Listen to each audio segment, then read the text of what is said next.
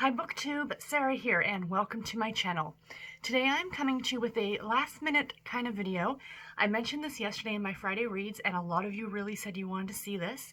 So this is a video on how I am learning, not learned, I am not absolutely in love with it yet, but how I'm learning to love my Kindle Fire. So to start off with a little bit of a backstory, if you watched a video that I did a couple of years ago or a year and a bit ago, all on my e-reader collection, my Kindle Fire was my least favorite. I was having major issues with it. This is actually the third one that I've owned. It is a 7, Kindle Fire 7. Sorry for the glare and all that good stuff. You're going to get that throughout the video because I'll be showing you stuff on here. But the first two I had major issues with, to the fact that both of them actually got sent back to Amazon because neither one would hold a charge for very long. I'm like talking hours. I would unplug it from being at a full charge, and an hour or two later it would be like at 20%. So clearly there were issues with the device itself. I began running into the same problems with this one too that I got back in January, and I actually gave it to my husband. I'm like, here, do you want this? Because I am really annoyed by it. So he has not even touched it. So last week, or a week or so, a couple weeks ago, when my Samsung tablet died, I needed something to be able to read ebooks on that are not Kindle. So I ended up I said to him, I said, can I have it back? He's like, yeah, of course, I'm not using it. So I got it back from him, and I have been using it faithfully for about 2 weeks now. So I feel kind of confident doing this video to show you guys, because I want to show you how I've got this all set up. Because now, don't get me wrong, I will not give up my Kindle Paperwhite. I love my Paperwhite so much. It is a great little device. It's light. It's great on the eyes. I think it's fantastic. But the issue with it is, the biggest drawback, there are two drawbacks. One is more an aesthetic thing for me, and the other is kind of a major drawback, is that you cannot download apps on it. So I cannot read anything on it from my library.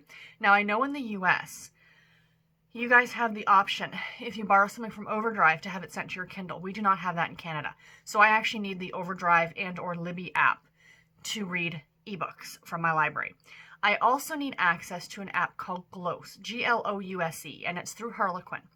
And any ebooks that I buy from Harlequin, and I've bought a lot of ebooks from Harlequin, I need that app in order to read them. Way back a couple years ago, it used to be that you could actually download them, and then what I would do is I would then front load them into my Kindle, and Bob's your uncle, everything would be great.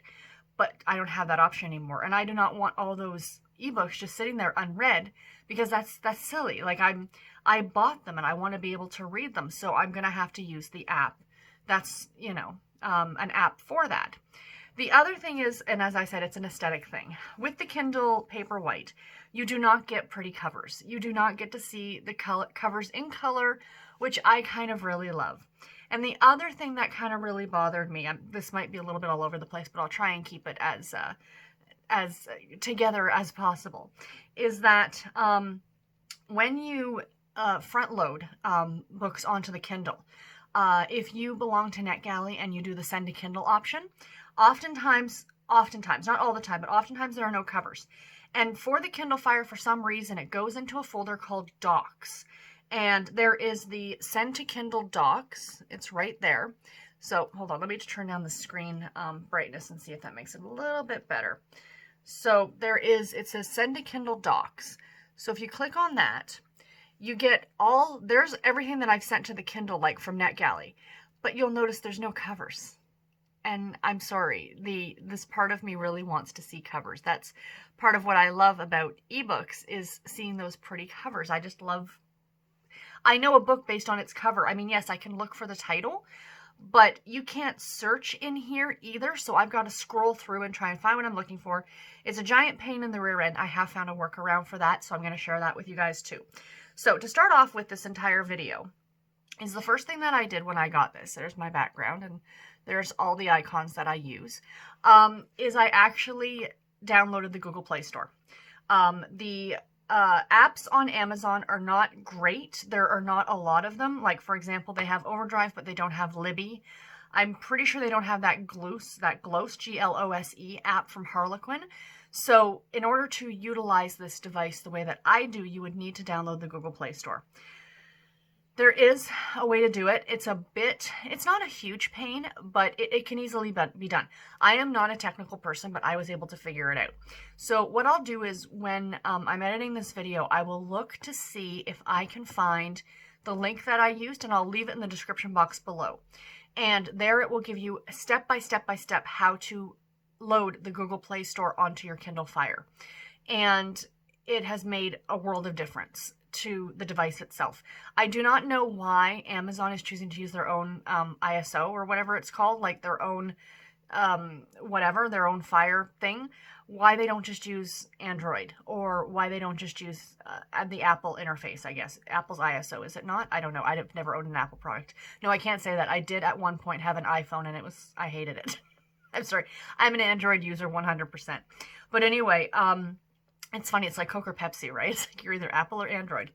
And so once, and I really think that maybe Amazon should have just left it as an Android device. It would have made life a lot easier. But regardless, we figured out the workaround. So I do have the Google Play Store downloaded right there. You can see it above my thumb. I also have my Google Drive on there because I utilize that a lot for ebooks, as well as when I'm doing my videos for you guys. I use the Google Docs for my notes, and often I will refer to that for my notes. So it's something I really, really need on here to help me out. Then I have a folder called Stuff I Don't Use, which is literally like the calculator and all that stuff that I cannot remove from the home screen. Again, you should have that option just to disable it and make it go away from your home screen, that it's still there, but I don't need to look at it. Do you know what I mean? So we'll go through this piece by piece of what I've actually got on here, and I'll show you all about them and what I use and what I do. So of course the first thing that's on there, of course, is Kindle. So all my Kindle books. So this only shows the Kindle books. So there's all my makeup. Getting all the kinds of glare here. So these are the books that I actually have downloaded right now. Now I'm not going to go through how I organize my Kindle books because I don't. Every Kindle book I own is listed on Goodreads, and I have it in a separate bookshelf on Goodreads saying own ebook Kindle. So if I look for a book and, oh, do I have that book? Oh, I do own a copy of that book. Where is it? I can tell whether it's here. I can tell whether I borrowed it from the library. I can tell whether I downloaded it from Kindle Unlimited. Like I know where these books are kept. So that's why I do not have, I know I've seen a lot of videos of people who have amazing organization for their Kindles. I do not have that because everything is on Goodreads. And I utilize Goodreads for that function because it's just, for me, it's easier. It was a big pain to get set up originally, to load everything in there and make sure I had everything. But now going forward, it's a lot easier when I buy books. I just put it in whatever appropriate folder it goes into, and life is great. So I only download books onto the device when I am going to read them. So right now, you guys are getting a sneak peek at some of my August TBR. So these are the 3 books from Kindle that I'm gonna, okay, no. The middle one is still one for July. That's The Witness on the Run by Cassie Miles, which I haven't started yet. I'm about to start that after I finish this video. But the other 2 are books that are for my August TBR. So that's exciting. So yeah, so I only, like I said, I only download when I am going to read a book, like within the next month. Like if it's on my TBR for the next month, I will download it. And then when I am done with the book, I will remove it from the device. It's still sitting on the cloud. Like if I hit the all button, there are all of my Kindle ebooks. So they're all there. I can see them. I can look at the pretty pictures of them, but I do not have to have them taking up space on the device. That's just me, each to their own, right? Again, I'm not saying this is the way that you guys should do it. This is the way that I do it. And if you are looking for a different way of doing it, then I, maybe take some tips and tricks from here, if you will. So that is the Kindle part of it. So then the next app that I have is, of course, Libby. And I love Libby. I know Overdrive is the exact same thing, but I much prefer Libby, which is one of the other reasons I made sure that I had to download the Google Play Store. So I just like the interface of this better. I think it looks cleaner. I just think it's a nicer, an easier, more user-friendly way of using Overdrive. And yeah, so I've got one ebook on here that I'm going to be reading in August. So that I've already gotten from the library, so it's right there. And yeah, so I've got this on there. I mean, there's no other way to organize Libby. Libby is Libby, you know what I mean? The other thing that I have next up is Scribed, which again, Scribed is Scribed. You can't change that. I do not actually use this for listening to audiobooks. I have my old Samsung S9 phone that I have pulled every app off of except for all of my audio apps because the phone is still good. It's just it wasn't holding a full charge for a full day anymore for me. And I used it a lot for audiobooks and stuff like that. So like I said, I removed all the apps from it. Like I can't make phone calls on it. It's only set up to Wi-Fi, but I use it for my audio. And when I am in the car or anywhere else like that, I just plug it in through the MP3 player in my car and I can listen to audiobooks that way. So I do not use this or Libby, like this device, or I don't use this device at all for audiobooks, whether it be from Libby or Scribed or Audible. Audible, funny enough, this really annoyed me. Sorry, side tangent. I don't know if this is the same in the States, but for Libby, or not for Libby, for now, Audible is owned by Amazon. There is no Audible app available for this device, whether it through the Kindle store and I downloaded it through Google Play, but it won't open. And I looked in the Kindle store and there isn't one. How is it owned by Kindle or by Amazon and there's no way for you to be able to listen to an Audible audiobook on this? I'm sorry, that's just boggles my mind. But regardless, that's why I use my phone for it. So yeah, so this is just, again, I do not listen to a lot, or I do not read a lot of ebooks on here, but I wanted the option, of course, which is why I left it on here. And then I have, this is the Glose, Glose from Harlequin. This app has taken me a bit of time to get used to, but I actually really, really like it now. The more I'm using it, the more I'm really loving it. And it is fantastic. So every time you purchase a book, an ebook from the Harlequin website, it goes onto this app. And you sign into it using your sign-in for Harlequin. So you don't have to create a whole new account for this or anything at all like that. You would just use the same login. So there is the option down here. It says books. So you tap on My Books is what it says. And it takes you up to. So these are all the Harlequin books, that are the books that I've owned from Harlequin. So at the top one, it's all of my books. So these are all of them. I told you guys I had a ton of them. A ridiculous, ridiculous amount of books that I have purchased from Harlequin. Now, to be fair, the Harlequin has the My Rewards points. And every time you make a purchase of a Harlequin book, no matter where it's from, Amazon, Barnes & Noble, if you buy them in your store, like in your grocery store, if you send in a copy of the receipt, you get points. And I believe it's 100 points for every dollar spent. 2,000 points get you a free ebook. I can't tell you how many of these were actually free. Like a lot of these were just free because I was buying so many of them for the Kindle. So click back again onto My Books. I've got nothing that I'm currently reading. I've got 3 that I want to read that I'm not going to show you because those are for my August TBR. So I want to keep some secrets for the August TBR. And then already read. So these are all the ones that I've already read. And you can put them in a separate folder and you can review them, like not a full typed out review, but you can give a star rating. And what I really like is that they give you the option of giving up to 10 stars. So what I do is I use each other one for a half a star. So if it was a 3.5 star book for me, I put that at a 7-star rating, if that makes sense. So each star is actually a half star. And so that's kind of fun. I kind of really like that option, especially for those of us who do have star ratings. So yeah, so this is the Glose app. It's really great. Let me open up a book so I can show you how it works. Give me a book that I've already read. Because I just literally, before I sat down to film this, I just finished a book. I just finished this book, so this works. So this was The Cowboy's Claim by Nina Crespo, which I was reading. And so you click the button here to read it. And I have dark mode. Oh, it'll come up in a second. It's probably thinking. There we go. So I have dark mode on mine because I find it easier on my eyes than the bright white background. Sorry if I keep covering my own face. I'm not a professional. I'm just kind of sat down to film this for you guys. I haven't even had my full coffee yet. I'm still working on, my coffee this morning. So let me see here. Why are you doing this? Resume reading. So I'm just trying to show you guys how this works. I mean, it's pretty self-explanatory. Same as it would be for, a Kindle book or anything at all like that. So there you go. And you just scroll. And yeah. Then at the bottom, it gives you your page number. page whatever out of whatever and your percentage. And what I like, and the one thing that drives me crazy about Kindle, drives me absolutely, they are the biggest ebook retailer in the world, and yet they haven't figured out how to do this.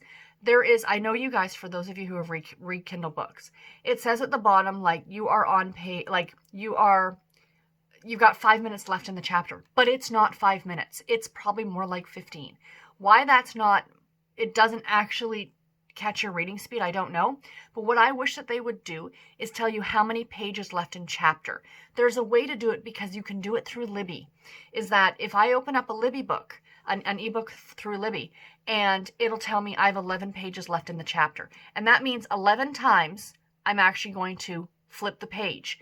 That's what it means. Why Kindle cannot figure that out, I do not know. Because if I'm reading in bed at night and I like, okay, I'm going to read one more chapter.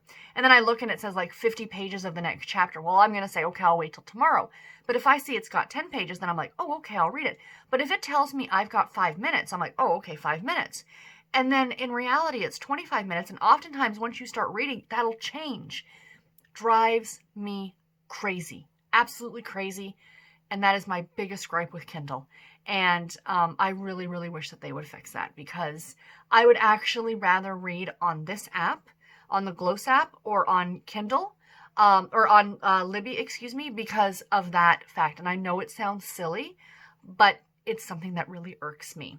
So the cool thing about this, it doesn't tell you how many pages you have left in chapter, but this will say I'm on page 12, right? But then if you go up here and you tap near the top and you bring up all of your chapters, it shows you all of your chapters here. Over on this side, which you guys won't be able to see because of this, it'll say like chapter 2 starts on page 18. So I know I'm on page 12. So I'll go 12, 13, 14, 15. Do you know what I mean? That is how many pages are left in chapter, kind of an idea. So there is a workaround to it, but I know it's a silly, silly, silly thing, but it's something that bothers the heck out of me. So the last app, Clearl, the last app that I want to show you is something brand new that I have found. I actually found this a couple months ago when I first got this Kindle Fire. And then when I ended up putting it away, I forgot about it. Then when I got it back a couple weeks ago, I had to refine the app. So the app is called Ebox, Eboxx, and that's what it looks like, that pink one right above my finger. This is what I use for any of the send to Kindle documents. So what I do is I don't actually send the document to the Kindle. What I do is I download the document, and there is a workaround. I remove the DRM from it. I have a program that will do that. I know, I'm probably getting myself in a lot of trouble for this. And then I put it into my Google Doc folder. And then from there, I open it up in Google Docs, and I can pick open with, and I open it with this. And then guys, with this, you get, wait for it, all of the pretty covers. I know, it's the stupidest thing ever, but it makes me so happy. I want to see the covers of the books that I am reading. I'm sorry, I am a stickler for that, and I want to see them in color. Again, silly, but this is the way that I do it. So yeah, so that's the last one that I use. But anyway, that's really all I have to share with you guys. So yeah, so the Ebox app, that is available also through the Play Store. So you can find that. All of these are all available through the Play Store. So the other things that I have on here, of course, is Goodreads. I have Goodreads on here. As I said, I already have the Google Drive. The Play Store, I also have Chrome. I don't use it very often, but I do have Chrome on there. And I also have the Amazon Alexa app. It was on here. It is what it is. I don't care. I don't really use it because we don't have an Alexa per se, but I mean, you can still use that to like, hey, what's the current weather, Alexa?